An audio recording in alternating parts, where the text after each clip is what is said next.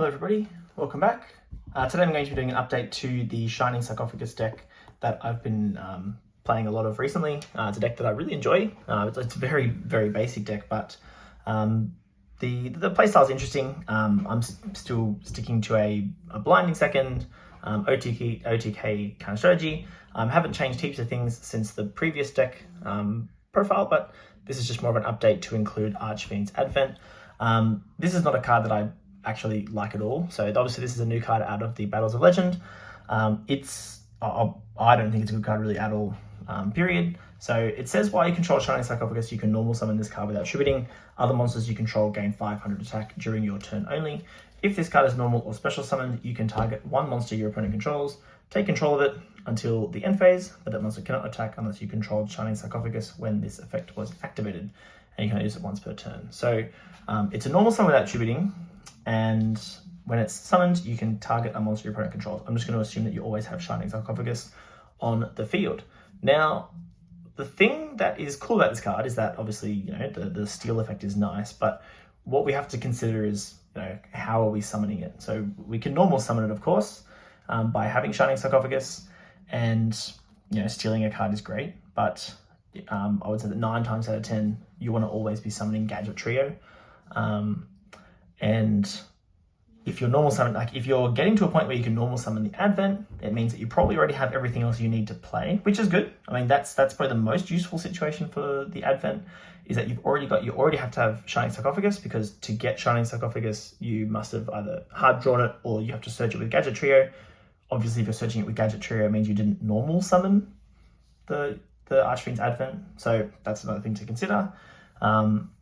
So you have to really just hard draw the Shining Sarcophagus, which, it's a 3 of. We play Pot of Extravagance, but it's, it can come up. That's certainly a thing. And then the only other way to summon this is off of Gandora, but really if you're resolving Gandora's effect so this is Gandora, if you've resolved Gandora to pay half a life and, nuke the whole field, then you're summoning the Advent to steal a monster. You've already wiped the field. So there shouldn't be a monster on the field unless it can't be destroyed. But then also, can it be targeted? Maybe, maybe not. I think that the use case for Advent is fairly low, but I'm including it in this video just because it is new.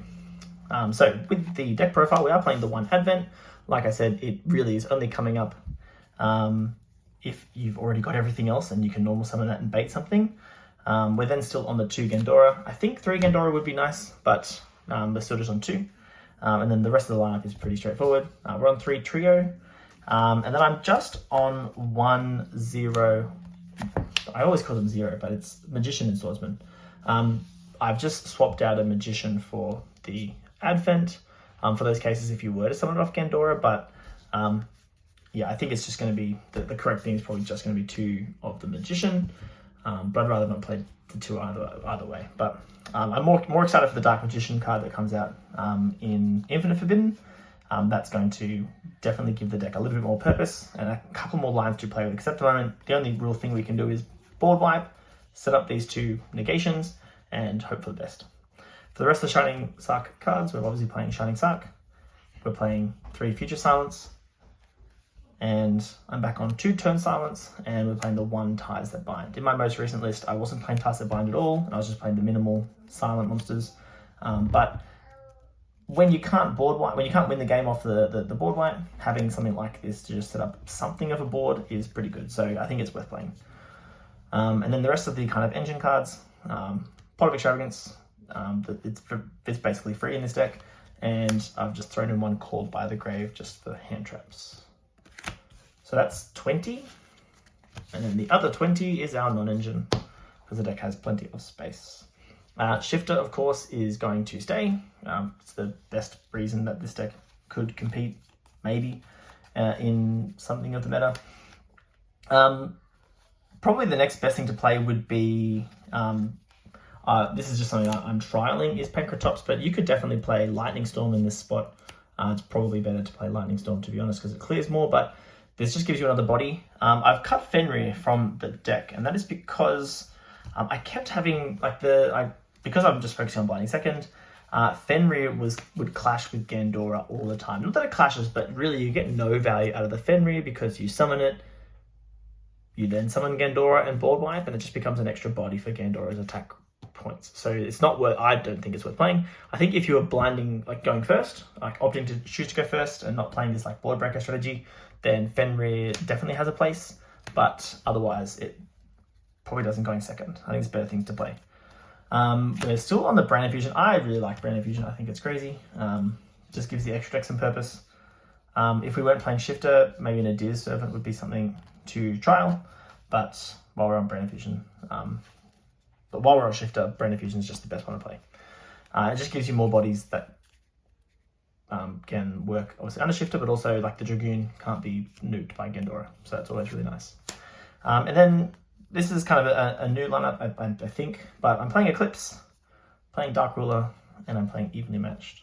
So I'm actually just like with this lineup, obviously we're accepting that we're not OTKing on the spot, but we're just trying to just rid our opponent of as much resources as possible, and then set up the small Shining Sarc board and just kind of hoping that's enough to win the game. But Dark Ruler and Evenly are pretty good and should maybe get better with the upcoming format potentially.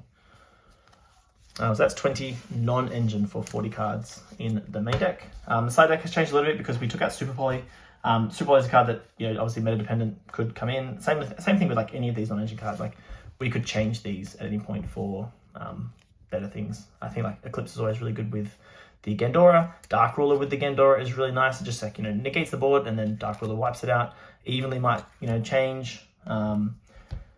There's things you could change from here based on what the format is kind of asking for. The extra deck, like I said, so we're on the extra card there with 3 Dragoon. This is just mainly for Eclipse now. So 3 Dragoon, 3 Libellion, 2 Mirror Jade, 2 Albion. The whole extra deck is really just cards that you don't want to lose off Brand Infusion. And I'm playing like 1 Sanctifier, 1 Borreload Furious, and 1 Provoke Dragus to play. Like these are just all cards you can summon off Brand Infusion. So figured I'd just maximize all those and then just 1 Typhon, 1 SP. I guess if you had more of these, you'd probably play more of these. They're more useful that can come up, but going into SP is actually fairly rare because you don't often have the bodies just lying around unless, and this is where the Archfiends Advent does come in, but that's where SP is maybe okay because you can use the Advent plus whatever you steal to then summon SP, which comes up sometimes. The side deck, I'm pretty happy with the side deck, I think. It's not too bad. Phantasmate, this could be like obviously like the new Molchemy card. They're both going to kind of serve the same purpose. It's just, sculpting your hand, going second. I'm trialing some Bestials. Obviously Bestials are good format dependent as well. And, Magnemite to search Gandora is not bad. And then, some more just and these are just all the going first cards because we're playing a lot of going second cards.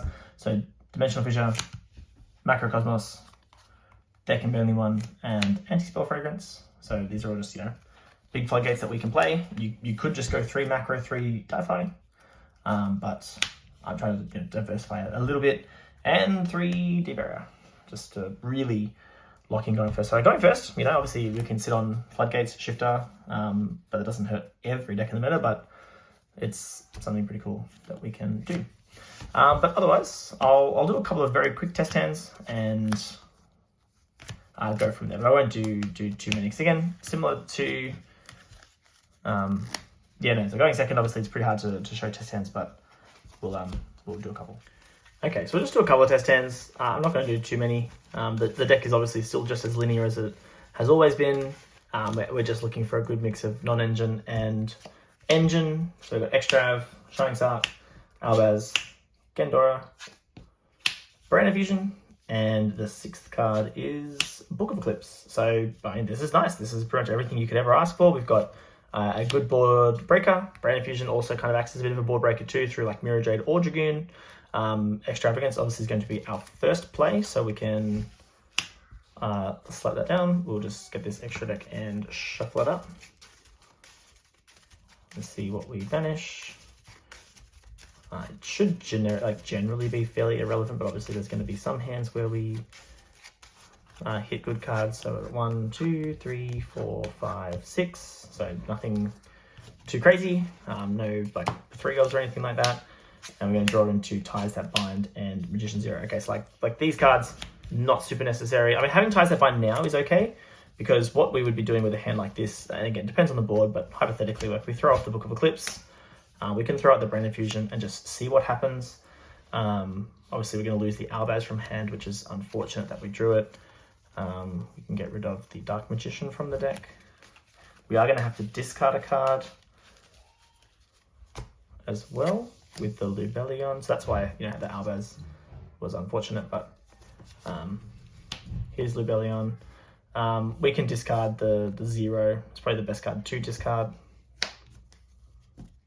Actually, we can discard the Gandora, I think, is probably the best. No, we'll keep this. We'll discard the 0. We'd be trying to just win the game this turn with what we have here. We're shuffling back the Dark Magician and the Albaz to summon out Dragoon. So we've used Book of Eclipse, we now get to pop a card with the Dragoon. And now we can go into Shining Sarcophagus. We'll use it to grab the trio, which will normal summon. And we're going to grab Turn Silence because we have everything else.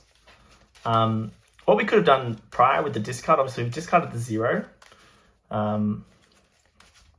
But yeah, we discarded the Magician, right?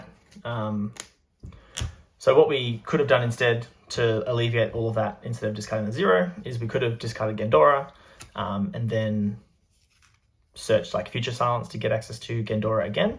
But I think Turn Silence is just too crazy of a card to pass up. This just really ensures that the Gandora goes through. And so that's what we'll do now, is we'll summon Gandora, attempt to wipe the field. So we'd be losing Lubellion and Gadget Trio. They'd be getting banished. Plus whatever our opponent has on the field, the Dragoon sticks around. 1, 2, 3, 4, 5, 6, 7, 8 cards banished. So that's 2,400. And Gandora would be summoning out. In this case, we'll go for the Swordsman because we've already lost our Magician. And just from our side of things, the Swordsman is coming out 2 levels higher, plus whatever we wiped off our opponent's board as well. So this would be enough for an OTK. Plus we've got the Dragoon to pop. We've got Turn Silence to just make sure that obviously Gandora goes through. But even if it didn't, then we can give 1,500 attack to the Swordsman. And then if we hadn't killed our opponent, Ties That Bind would summon nothing because we've already got the 0 and the Magician here. But it is what it is. So I'd probably just hold it for follow-up if we had to follow it up with anything. But yeah, we'd probably be killing our opponent with this. So I'll do another one. So that first test hand kind of showed exactly what the deck really wants to do. It's just break a board, nuke a board, and OTK. Unfortunately, we kind of accessed our 2 the Magician with 0 monsters early. What we could have actually done as well is we could have actually summoned the Archfiends Advent just for a beat stick sake. But really, it's just better to summon the Magicians and the Swordsman, I think.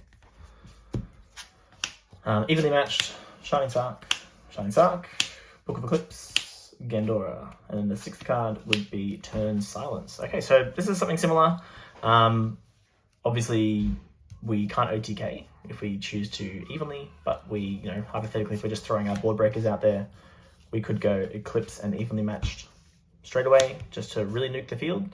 Otherwise, depending on what the field was, if we wanted to try and OTK, because obviously evenly matched and Gandora G are really doing the same thing, this would put them down to the 1 card. But if we didn't think that evenly was necessary, and then we thought that we could really force through Gandora because we've got it alongside Turn Silence, potentially we hold the evenly. Evenly, it does serve the same purpose. So maybe this as a non-engine spot could be something else, but it's generally just so cracked that it's probably worth playing. But yeah, that was that one there. We won't play it out. This would just be something like Shining Sarcophagus to search, Gadget Trio search, Ties That Bind. So if we didn't kill because we wanted to evenly match them, then we'd just be setting up the small board, Turn Silence. It's 3 negations going into the opponent's turn between the Turn Silence and the 2 0 monsters. This monster negate, spell negate, target negate. If we break the board enough, maybe that's enough. Really, it's as best as this deck's going to get. The Dark Magician in the upcoming set gives us a little bit more to work with. We can access Dragoon a whole lot more natively in the strategy. We've got Gadget Trio, Evenly Matched, Extravagance, Dark Ruler, Ties that Bind, and the 6th card is Shining Sarc. So engine-wise, we've got everything we could want here. Obviously, we'd be starting with Extravagance. I'm not going to manage 2. I'll just draw 2 cards here. We've got Gandora and 0 Magician. So because we have everything here, there's a world we could actually normal summon the 0, because Shining Sarc could already just grab for us Turn Silence. So it could go something like, and again, this is the same as the previous hand, where do we want to Evenly or Gandora? It's up to us to decide, really. But hypothetically, we know that Dark Ruler Evenly is going to clear whatever's on the board. And then we can, Shining Sarc for Turn Silence, just so that we've got it.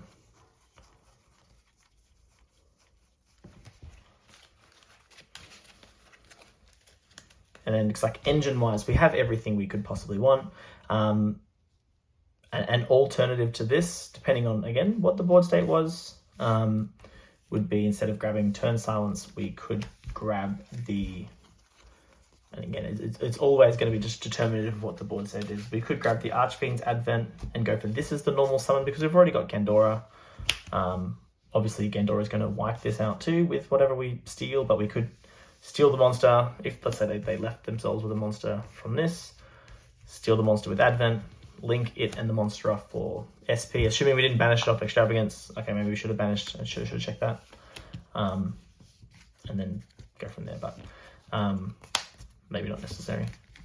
But yeah, engine-wise, we had everything that we could have wanted, which is not as ideal, because this deck certainly doesn't need to be drawing heaps of engine.